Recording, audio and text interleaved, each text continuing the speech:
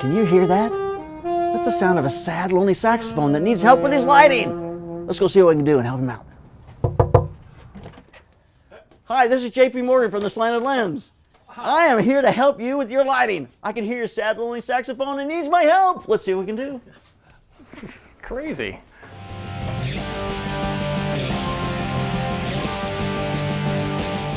Our Mastering Studio Strobes download is meant to help you move into the world of strobes. It'll help you understand what platform works for you and the type of work that you do. So go to theslantedlens.com where you can get the download today.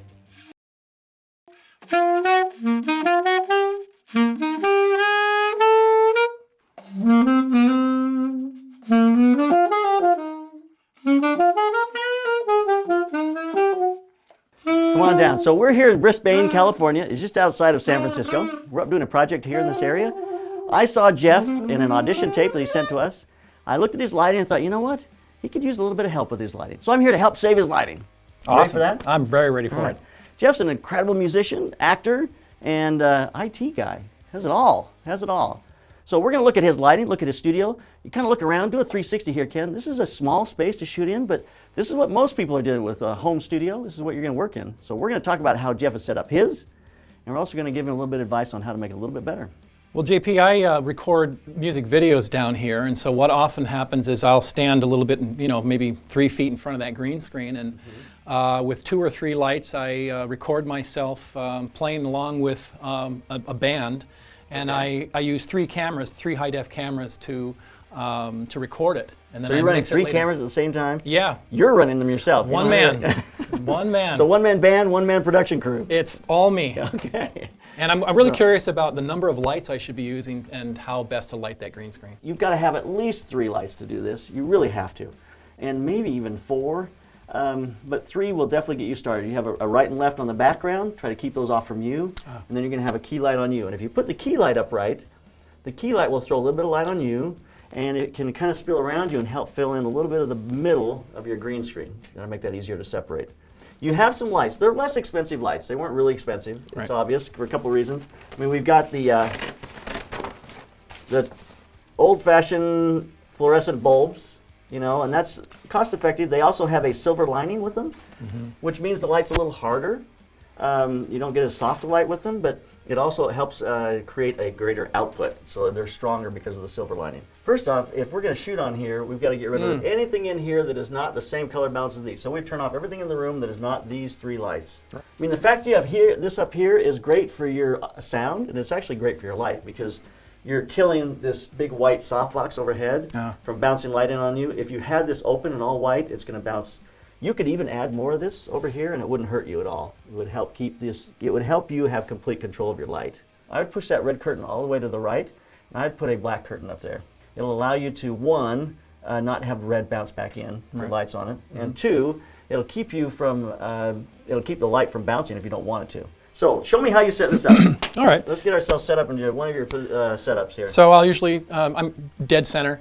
I don't need to be on the green screen. I usually shoot from the hips up. Okay. And one camera is straight on, capturing the full body. I spend a lot of time just getting the cameras set up. Sure. And it's a lot of trial and error. In fact, I find that with these tripods, sometimes they're not high enough. This is fine for this particular project of standing up and playing, but then I'll stand here and then I'm basically miming the guitar to take a look at my shots. Yeah. So at this point, this is where the finessing comes.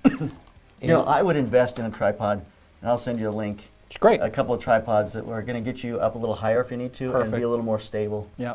So then it's just setting some kind of a zoom value, so that if I'm holding an instrument, that I'm able to zero in on that. So anyway, I'll spend time until I get that. How do you get yourself back in the same place every time? I put tape down. Okay, I was going to say, you should put a piece of tape down so you Yep. get yourself right back to where you want to be. Yeah, All right, good. I put tape down. So then I can see in that camera that I've got a good shot of some finger action.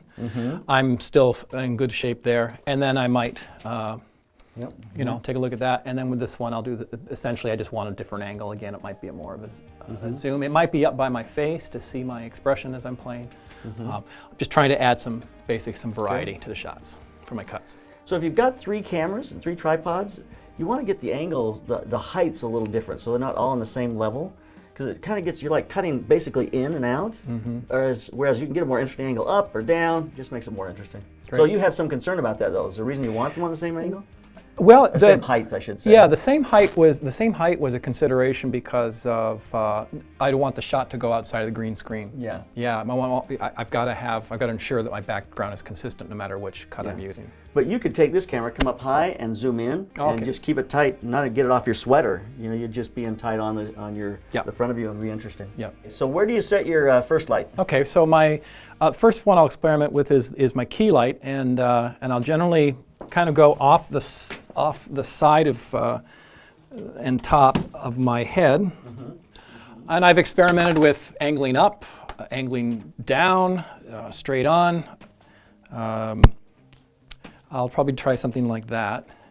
I just basically want to expose my face, and then This is what this does from right here. Yeah. Is it exposes your entire face and it gives you almost the same value. Let's get it up, and tilt it down as much as you can. There you go. Now tilt it down just a little bit. put this one on, and I'm basically looking at flooding that as much and as evenly as I can. I get it as And high. you're standing right here. Right. Yeah. I'm aiming for the green screen and not me so much. Yeah, but you're still getting a pretty strong light on you here. Oh, I see. Okay. Much stronger than you'd want. Okay. Keep going. And now back that light out, about to where you're standing, or even more over to the left. And let's try to turn it as flat to the background as we can. Okay, keep turning it away from me. Really? So now it's no longer on me, not much of it. Right. I've got a nice key light. So take a look at yourself standing there right now. You want your face to be in it though, right? In fact, I may go even further back, probably to get that, to you're get more in my gonna head. need to. So I don't have a problem with going back here. And your green screen starts to run out on the top, doesn't it? Why would I have the camera move so far back? When you're close here, in order to get you in the frame, you have to put it on a wide setting, so a wide angle lens basically. That wide angle lens, you're close to the camera, and it makes you large in the frame.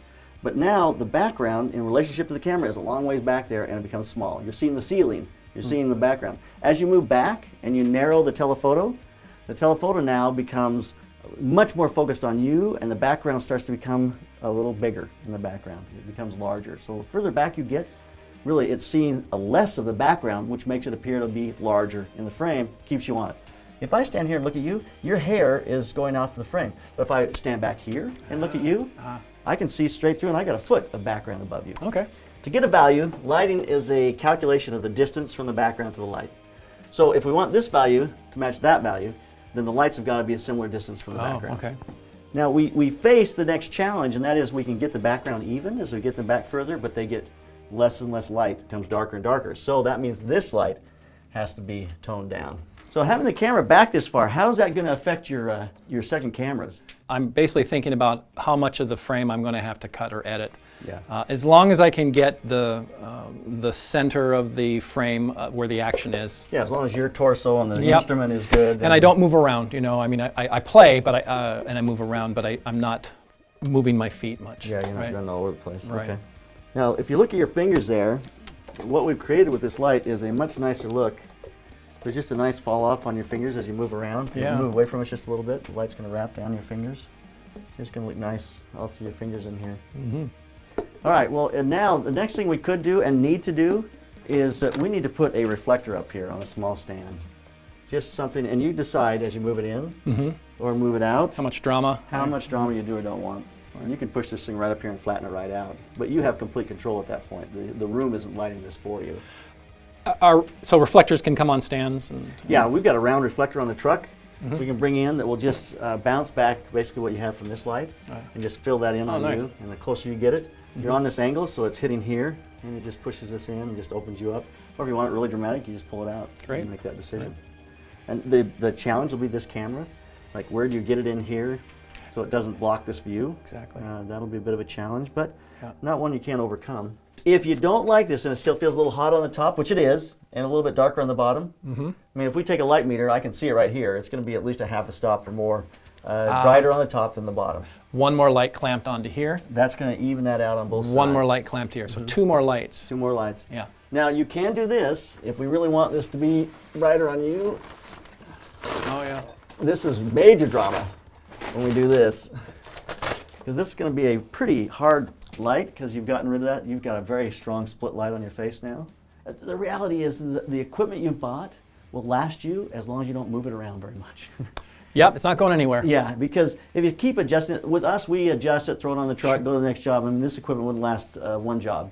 Right. But if you can get it into a place that works for you, and you just move it in and out, it's not a big deal. But if you move it around very much, it's going to fall apart pretty quickly. Can you tell me a little bit about white balance? And with the camera that I have, I know I can set a custom white balance, but I'm not sure how to do it. Okay. If you're going to set a custom white balance, the idea is that you want to have a white, some kind of white piece of paper or something white. The light that's going to be on your face, the white light that's going to light the subject, is going to light this piece of paper. Then you frame it up in your camera, get your custom white balance. Yep, okay, I'll do that. And then it's going to take that and it's going to say, let's do this to make it white, and it's going to give you a setting there. It's going to make the background look much greener. It's going to be a lot cleaner. Yeah, looks great. Yep. Thank So that's a pretty easy thing to do. The reason this is important to do is because you may have daylight here, 5,400 degrees, but it's bouncing off from the walls. There might be a red curtain over here, and there's going to be a tint that it may pick up in this room that's going to make it not exactly daylight, and this will help take care of that and just clean it up and make it pure white. So, Jeff, you'd also mentioned that you wanted some kind of motion with some of these, or one of these at least. Yeah, I'd love to have at least one camera that can kind of pan across me, but keep the lens on me or my plane. Okay. What kind of solutions are out there? It's called a parallax move, where you're keeping the subject in the middle, even though the camera's going from side to side. And you see the things in the background and the foreground moving at different speeds. There's a one-man crew by Kessler, which is, it's a box that has a arch in it, and the camera just goes back and forth. It's beautiful. But it's $2,400. It's not a cheap solution. We have Syrup, which has a great solution. It's got a Syrup Genie. On top of it, you put a mini. That's going to go back and forth on a track. But you're still into that about $1,200, $1,300 when you get that setup put together. Kessler also has a parallax bar they can put onto one of their tracks, and I have that set up, and it's beautiful. Camera goes back and forth, and you can set it up to keep the subject matter right in the middle. But that one, again, is still, you've got to buy the track, you've got to buy the bar. You're into that at least $1,200, $1,300, kind of the same category. So Great. You mentioned one, didn't you? Oh yeah, I did see something by Revolve Camera. A similar idea. Two parallel PVC pipes. Camera goes on the track, and I think it can cue on the performer, although I'm not sure. But it does go back and forth automatically with 3 different motor speeds. Well, you're stepping your game up when you go to that. It's a much more expensive solution, but you know, it'd be great to have one of these. Could be a tight shot. You know, it won't work on your camera that's way back there because it's way too far away. Right. And you won't see any movement in it. But one of these cameras up close here, you could have it rolling back and forth. It'll look really nice. That'd be great. JP, another question is, what do you think about these consumer level camcorders that have the auto features, auto stabilization, autofocus? Should I use them? You know, you really don't need auto stabilization. You're on tripods, not an issue. But when it comes to autofocus, in your situation, it might be nice to use because you're moving around, but you know, you just have to know you're going to miss shots because it's going to jump. When something like your blue shirt gets isolated on the autofocus, it's going to be trying to find what's in focus. So occasionally you're going to have that problem. It's going to be occasionally just jumping around trying to find the focus. I would look at it. If you're losing too much footage with it, then you're better off to just lock it off and let your camera go in and out of focus. It's okay for a shot to kind of slide into focus and slide out of focus. You know, there's nothing wrong with that. And you can pick up the piece where you're saying, well, here it comes in. And that actually can be an artistic kind of part of the process. Okay. So, Jeff, what have you learned here? Well, I've learned a lot about the right exposure on the lights, making sure that I've got those in the right place, that I have enough power coming from the lights. The camera placement of that main camera was also a big revelation.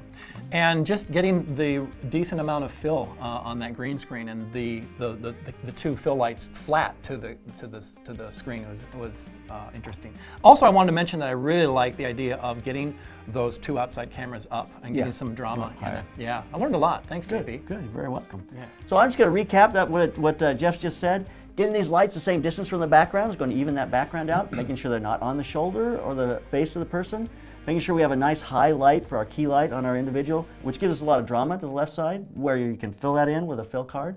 So there's a few things he's going to need to get here to finish this up. One is a stand and a fill card.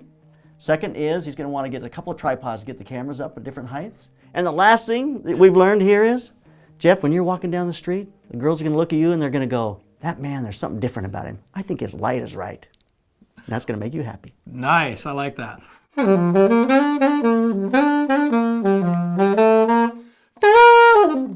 Keep those cameras rolling, keep on clicking. You know, after working in this business for 25 plus years, I really understand the things that photographers and videographers face. I know the industry, I know what you need to overcome the problems you face. Sit down with me in a mentoring session and I'll help you overcome the problems you're facing. Sometimes you just hit a wall and you need some help. I can definitely do that for you. So go to theslantedlens.com, click on the mentoring button, and set up a time when we can Skype together and I can help you solve your problems. Keep those cameras rolling, keep on clicking.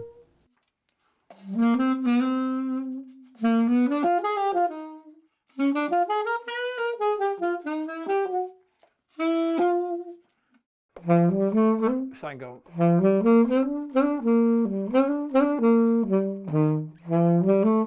It's like.